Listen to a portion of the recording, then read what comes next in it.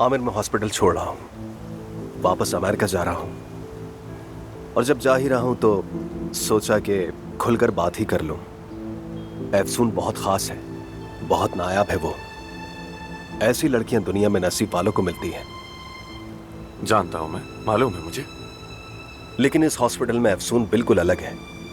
अपनी ख्वाहिशों, अपने इमोशंस को दफन कर चुकी है, बिल्कुल मुख्तलिफ जिंदगी गुजार रही है। क्या तुम उसके सर्जन होने की बात कर रहे हो? लगता है उसने तुम्हें सब कुछ बता दिया है। मैंने सोचा कि हम दोनों शायद दोबारा एक साथ हो जाए, लेकिन नहीं, ऐसा मुमकिन नहीं हो पाया। अब मेरी जिंदगी में बस यही ख्वाहिश है कि कोई ऐसा हो जो अफसून का ख्याल रखे और उसे वो अहमियत और मोहब्बत दे जिसकी अफसून वाकई हकदार है। अगर कोई ये नहीं कर सकता और उसे तकलीफ दे तो आई थिंक उसे वो रास्ता चुनना ही नहीं चाहिए।